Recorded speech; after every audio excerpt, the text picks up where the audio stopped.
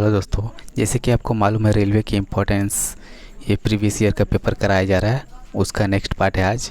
So start करते हैं now. बोला है कि धरती की सतह पर मापे जाने वाले एक वस्तु का वजन 7 न्यूटन वजन होती है, तो चंद्रमा की सतह पर इसका वजन कितना होगा? 100 न्यूटन, 1 न्यूटन, 360 न्यूटन, ये 10 न्यूटन। दोस्तों, आपको मालूम होना चाहिए कि धरती पर किसी वस्तु का वजन जितना होता है, चंद्रमा पर उसका 1/6 गुना होगा, 1/6 गुना होगा। तो उसी तरह यहाँ धरती पर इसका वजन है 60, तो इसका 1/6 वो हो जाएगा बराबर 10 न्यूटन। सो इसका राइट आंसर होगा डी ऑप्शन 10 न्यूटन। नेक्स्ट है क्वेश्चन नंबर 2। क्वेश्चन नंबर 2 है डैश में मांसपेशियों के लयबद्ध संकुचन के परिमाण फलस्वरूप बच्चा पैदा होता है। तो ऑप्शन है गर्भाशय, ऑप्शन बी है योनि, ऑप्शन सी है हिंडवाहिनी, ऑप्शन डी है गर्भाशय। सो इसका राइट आंसर होगा डी गर्भाशय। सो ये आपको मालूम होना चाहिए। नेक्स्ट है क्वेश्चन नंबर 3। क्वेश्चन नंबर 3 है पानी का क्वथनांक बिंदु कितना होता है? क्वथनांक बिंदु मतलब जिस टेम्परेचर पर पानी उबलता है उसे पानी का क्वथनांक बिंदु कहते हैं। ऑप्शन ए है 50 degree Celsius, 0 degree Celsius, 10 degree Celsius और 100 डिग्री सेल्सियस। सो पानी का क्वथनांक बिंदु होता है 100 डिग्री सेल्सियस। ये है राइट आंसर। सो आपको कुछ फैक्ट मालूम होना चाहिए, पानी के उपलक्ष्य के बारे में आपको कुछ फैक्ट मालूम होना चाहिए। वो फैक्ट इस तरह से है कि पानी का हिमांक बिंदु 0 डिग्री सेल्सियस होता है, जिस पर पानी जमता है वो होता है 0 डिग्री सेल्सियस पानी का हिमांक बिंदु। और होता है और नेक्स्ट क्वेश्चन पे आते हैं कि नेक्स्ट क्वेश्चन है निम्नलिखित में से ये मिस्ड प्रिंटिंग है। निम्नलिखित में से भारत सरकार का कौन सा मंत्रालय राजकोषीय नीति तैयार करता है? ऑप्शन वित्त मंत्रालय, रक्षा मंत्रालय, गृह मंत्रालय, मानव संसाधन विकास मंत्रालय। सो इसका राइट आंसर होगा वित्त मंत्रालय। वित्त मंत्रालय ही भारत सरकार का राजकोषीय नीति तैयार करता है। भारत में आर्थिक समीक्षा वित्त मंत्रालय द्वारा ही जारी की जाती है। नेक्स्ट क्वेश्चन है 5। क्वेश्चन 5 है डैश उत्तक के प्रकार ग्रंथियाँ बनाई जाती है। डैश उत्तक के प्रकार ग्रंथियाँ बनाई जाती है। ऑप्शन ए है संयोजी, ऑप्शन बी है तंत्रिका, ऑप्शन सी है मांसपेशी, ऑप्शन डी है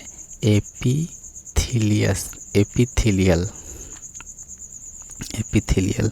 सो 5 नंबर क्वेश्चन का आंसर होगा ऑप्शन डी एपिथेलियल। ये आपको मालूम होना चाहिए एपिथेलियल। अब कुछ फैक्ट होना चाहिए कि उत्तकों का जो अध्ययन होता है ना, उसे हिस्टोलॉजी बोलते हैं, हिस्टोलॉजी। और नेक्स्ट है उत्तक शब्द का प्रयोग सर्वप्रथम विंचट ने की थी। विंचट ने उत्तर शब्द का सर्वप्रथम प्रयोग किया था। नेक्स्ट है क्वेश्चन नंबर 6। क्वेश्चन नंबर 6 है कुर्दिश लोग निम्नलिखित में से किस देश से संबंधित एक जातीय है? कुर्दिश लोग पाकिस्तान, यमन, बांग्लादेश और इराक। सो क्वेश्चन नंबर 6 है, इसका राइट आंसर आप लोग बताइएगा। तो राइट आंसर होगा डी इराक। कुर्दिश लोग इराक के से संबंधित जनजातीय हैं। नेक्स्ट क्वेश्चन है क्वेश्चन नंबर 7। पल्स इसकी तरंग है।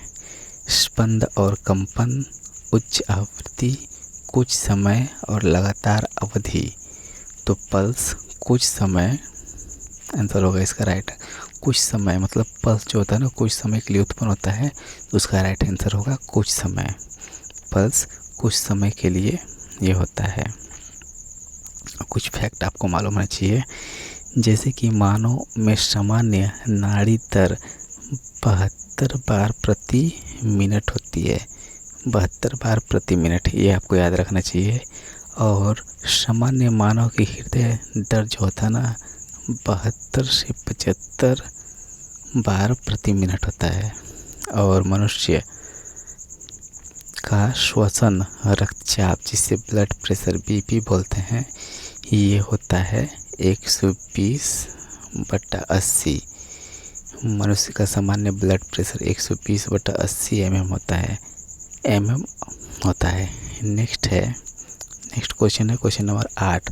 क्वेश्चन नंबर 8 है कि डैश भारत में पूर्व का पड़ोसी देश है। चीन, श्रीलंका, बांग्लादेश, नेपाल। जैसे ये इंडिया का मैप है ना, इंडिया का मैप है जो ये साउथ का, ये ऐसे हो गया। तो भारत के पूर्व में इधर बांग्लादेश पड़ता है। सो राइट आंसर होगा सी, बांग्लादेश। बांग्लादेश भारत के पूर्व का एक देश है जो कि पूर्व में पड़ता है। और पश्चिम में इधर इस साइड में पाकिस्तान पड़ता है, उत्तर में इस साइड में नेपाल पड़ता है, इधर तिब्बत पड़ता है, इधर चाइना पड़ता है, और साउथ में इधर श्रीलंका पड़ता है। सो ये सब फैक्ट आपको मालूम होना चाहिए। नेक्स्ट बोला है क्वेश्चन नंबर 9। बोला है किस वर्ष भारत संविधान में प्रथम संशोधन किया गया था। 1951, 1947, 1950 और 1960। सो 1951 में भारत संविधान में प्रथम बार संशोधन किया गया था, 1951 में। सो आपको मालूम होना चाहिए कि आर्टिकल जो है ना, आर्टिकल 368 है ना, ये संविधान संशोधन से संबंधित है। बहुत इम्पोर्टेंट है आर्टिकल 368, ये जो है ना संविधान संशोधन से संबंधित है। नेक्स्ट है क्वेश्चन नंबर 10। क्वेश्चन नंबर 10 है इलिया राजा निम्नलिखित में से किस क्षेत्र में योगदान के लिए जाना जाता है। इलिया राजा संगीत, साहित्य, खेल और राजनीति।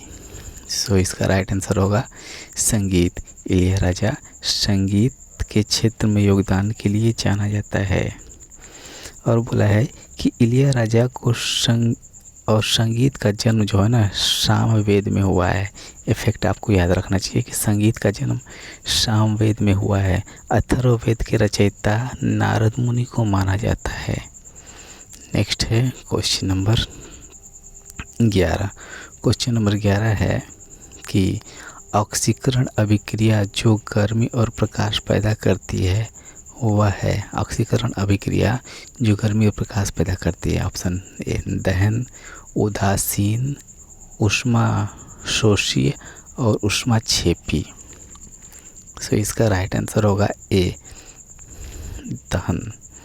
दहन एक ऐसी ऑक्सीकरण अभिक्रिया है जो गर्मी और प्रकाश पैदा करती है, दहन।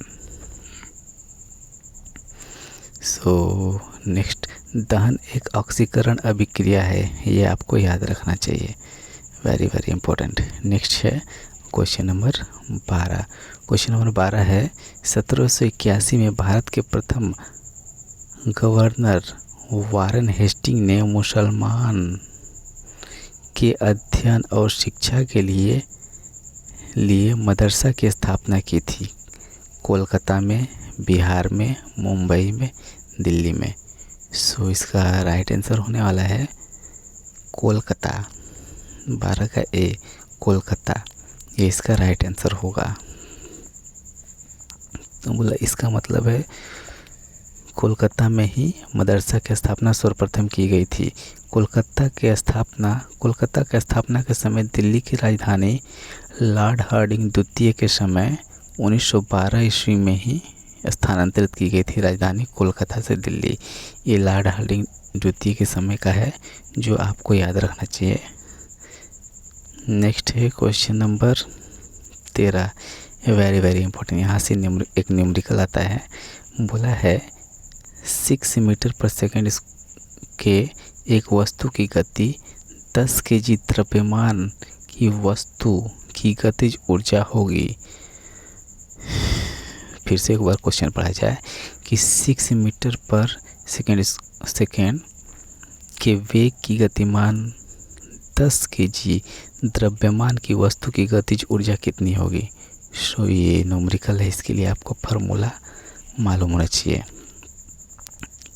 सो बोला है गतिज ऊर्जा, तो गतिज ऊर्जा होता है, गतिज ऊर्जा का फार्मूला होता है 1/2 mv स्क्वायर, 1/2 mv स्क्वायर।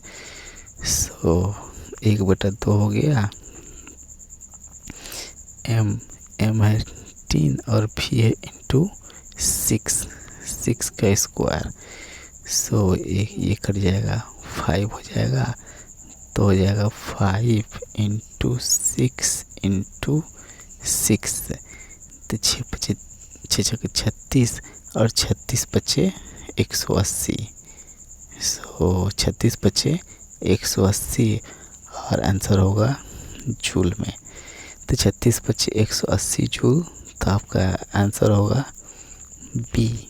सो बी राइट आंसर, बी सही आंसर होगा। सो आपको मालूम होना चाहिए। और गतिज ऊर्जा था जो कहना, ये इसका फार्मूला होता है p²/m, ये भी आपको मालूम याद रखना है। नेक्स्ट है कि एक कंडक्टर का प्रतिरोध सीधे समानुपाती होता है कूलम पार अनुभाग का क्षेत्रफल, लंबाई या विद्युतीय प्रवाह। सो इसका राइट आंसर होगा लंबाई। एक कंडक्टर का प्रतिरोध सीधे समानुपाती होता है लंबाई का समानुपाती होता है, लंबाई का समानुपाती होता है। जिससे किसी चाल का प्रतिरोध निम्नलिखित बातों पर निर्भर करता है, ये आप लिख लीजिएगा। चाल पदार्थ की प्रकृति पर निर्भर करता है, चाल के ताप पर भी निर्भर करता है, चालक के पदार्थ की प्रकृति पर निर्भर करता है, चालक के ताप पर निर्भर करता है, चालक की लंबाई पर निर्भर करता है, और चालक के अनुप्रस्थ काट का क्षेत्रफल जो होता है ना, उस पर भी निर्भर करता है। ये बहुत बहुत इम्पोर्टेंट है। नेक्स्ट है क्वेश्चन नंबर 15। क्वेश्चन नंबर 15 है कि निम्नलिखित में से कौन मद्रास के मोर्टाज के रूप में जाना जाता है। किशोर कुमार, AR रहमान, इलियाराजा और SP बाला सुब्रमण्यम। सो इसका राइट आंसर होगा C, AR रहमान। ये मद्रास के मोर्टाज के रूप से जाना जाता है। वेरी वेरी इंपॉर्टेंट है, याद रखिएगा। ये रेलवे ग्रुप डी का प्रीवियस ईयर का पेपर था दोस्तों। यदि आपको अच्छा लगे तो लाइक कीजिए, सब्सक्राइब कीजिए और अपने दोस्तों में शेयर कीजिए। ये आपके आने वाले रेलवे ग्रुप डी एग्ज़ाम या NTPC के लिए बहुत बहुत इम्पोर्टेंट है। सो धन्यवाद, जय हिंद।